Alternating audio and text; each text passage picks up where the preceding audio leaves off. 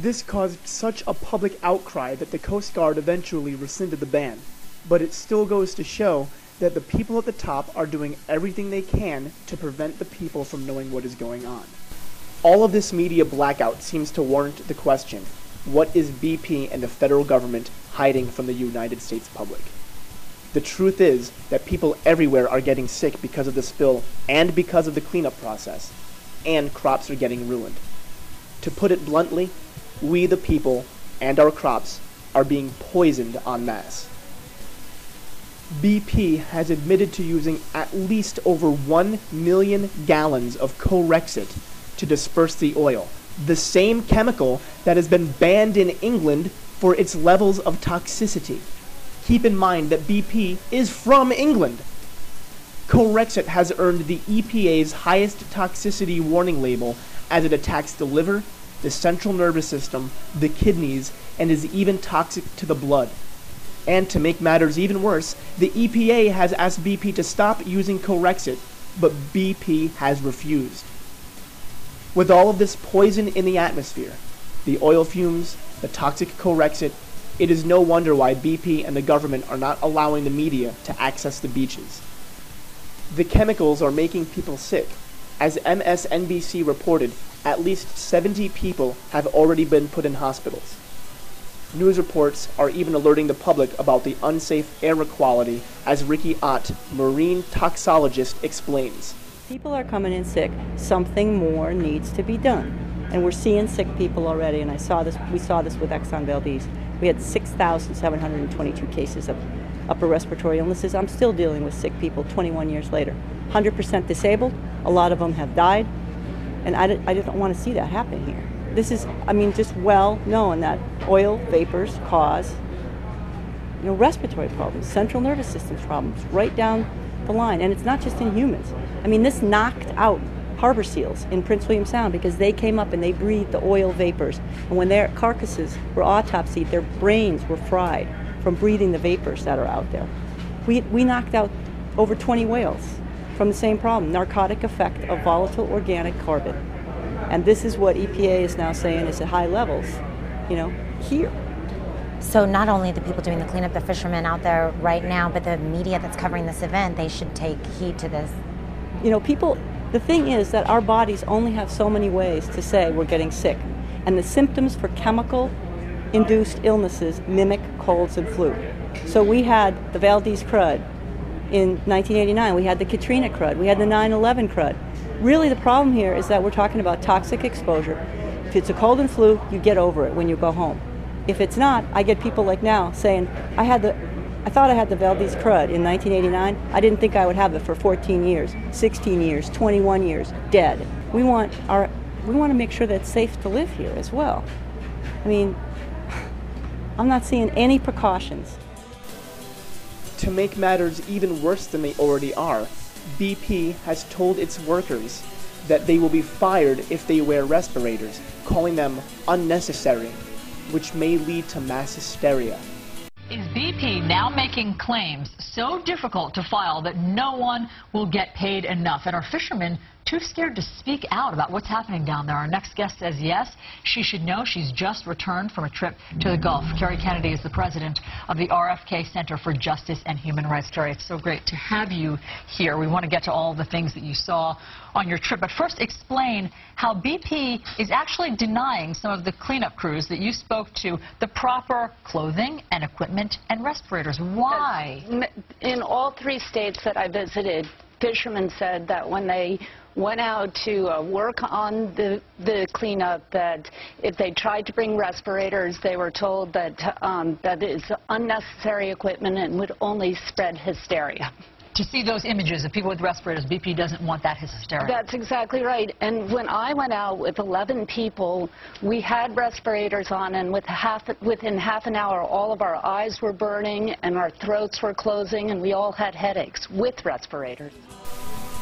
Kindra Arneson, a whistleblower, has been given clearance to see virtually everything.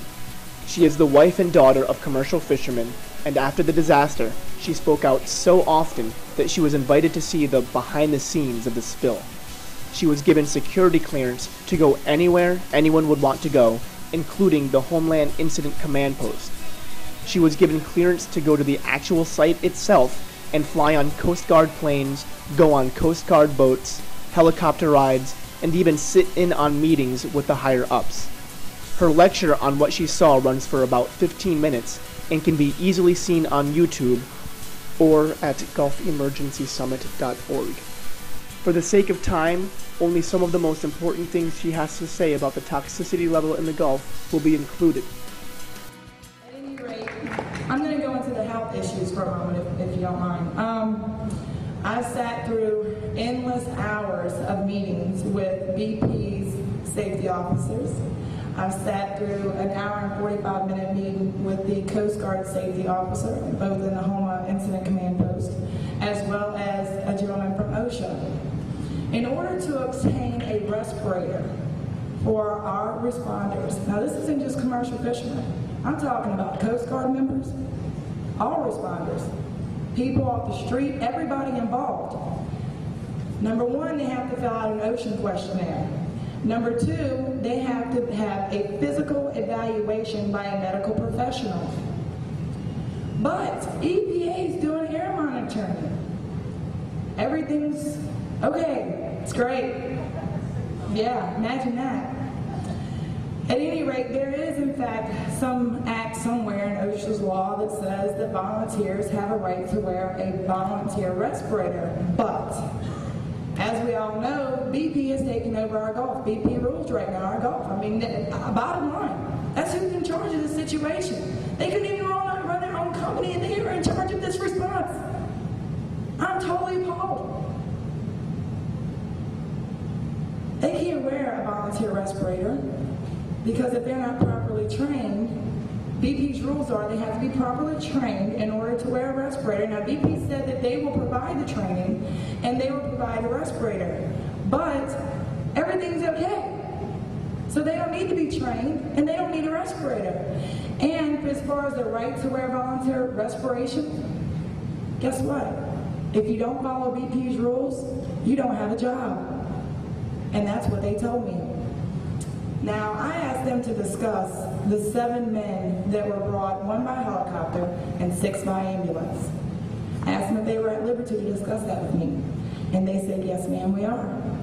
I guess these guys didn't realize who they were talking to. Number 1 response from Mr. Hayward was food poisoning. 4 different boats, all in way away from each other, food poisoning. Second response was heat exhaustion. Then Wednesday a week ago, when I sat with OSHA and BP safety officer, the OSHA man informed me that all 4 boats took Pine Sol, sprayed it all over their boats, and then sat and breathed in the fumes all day long, and that's what caused the chemical poisoning. Hold on a second. I've been on boats all my life. I've been with captains all over the place. When we spray something on our boat, we wash it right off. If not, it eats the paint off the boat. We take care of our stuff. So that right there was just a blatant out lie. So then I asked him to throw one out of left field at him. I said, well, what about the people on 9/11? He said, it's funny you asked me about that, because I was working that job. We were following them around with respirators, begging them to put them on. And he actually pointed the finger at our New York firefighters. Yeah, he did. People who are dying a slow death as we sit in this room right now from chemical poisoning, pointed the finger at them and said that they turned around and gave him the 1 finger salute and said, we're not wearing a respirator, we're looking for our friends. Trained firefighters in New York? Are you serious? At any rate, you know, my children have broke out in 4 rashes. My child broke out in a rash the first time. I took her to Florida for 4 days. It magically cleared up. I brought her back. She broke out again. I left. She cleared up. Now today, she's broke out again. Not to mention that my beautiful, healthy, straight A student, gorgeous daughter has a double ear infection, upper respiratory problems. I left and went to Baton Rouge, and as I drove back home, clearing the throat, the stickiness, the upper respiratory irritation.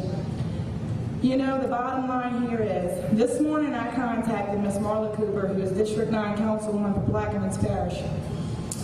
And Ms. Marla has 3 grandchildren in our area, and she's just a great grandparent, a good mom. And I told her, Ms. Marla, we have got to call for an evacuation of our area.